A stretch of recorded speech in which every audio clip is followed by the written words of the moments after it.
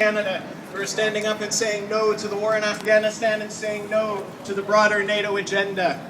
The reason why we're out here today specifically is because, as we know, there is a NATO summit that is starting in Chicago that is going to be talking about a series of different issues that we want to have a say on.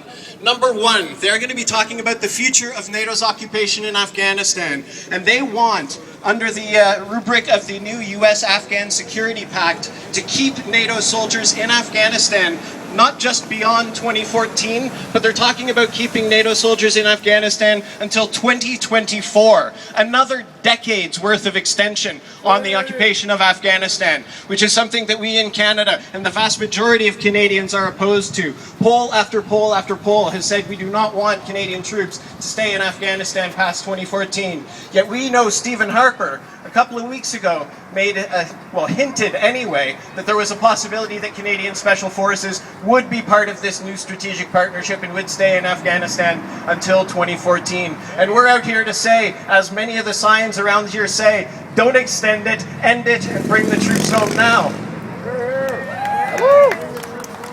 We are also out here to commemorate another issue that the Peace Alliance and many of the groups who are here want to talk about.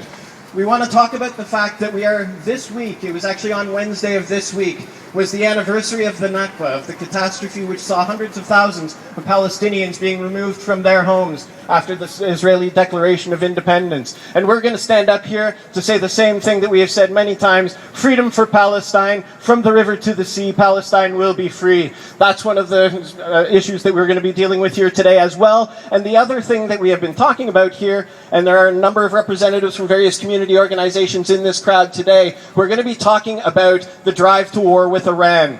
It is very, very crucial that all of us who are here today, take home some of the information that we have about the war in Iran, why it is that we need to stand in opposition to it. Because we know full well that for years and years and years and years, the US government and various other NATO countries have had their sights set on Iran. We don't know what's going to happen, and we don't know when it's going to happen, in the sense that we don't know if there will be an attack anytime soon. What we do know is that they are going to punish the people of Iran either way by imposing some of the most rigorous sanctions that we have ever seen imposed upon another country. And that's actually going to be coming up this July 1st. It is a declaration of war against the people of Iran, those sanctions that are going to be put in place, because it is going to mean thousands and potentially millions of Iranians who are going to suffer incredibly under this sanctions regime. We know what sanctions did in Iraq. We know that 500,000 children were starved to death as a result of the sanctions that were imposed upon the regime in Iraq. And it didn't weaken Saddam Hussein, it just killed,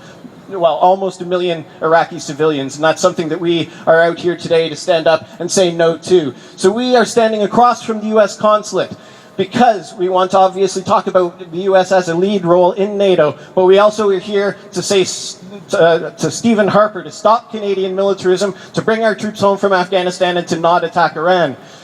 In the United States, at the Chicago demonstrations this week, it was quite fascinating to see. They did a demonstration that started at Barack Obama's campaign headquarters in Chicago, and then did a march, something that we haven't seen in a long, long time, to protest at the Canadian consulate, because Canada is now being seen as one of the international players that is really pushing for the war in Iran, that is really pushing on any international stage that they can find to promote militarism, to promote NATO as the global cop. And we need to stand up to Stephen Harper and say no to this. And so we're going to chant to the US consulate across the street. This is one that people have heard before. Hey, hey, USA, how many kids did you kill today? Hey, hey, USA, how many kids did you kill today? Hey, hey, USA! How many kids did you kill today? Hey, hey, USA! How many kids did you kill today? All right, we got a friend down here making it nice and loud, but people have to be a little bit louder than that.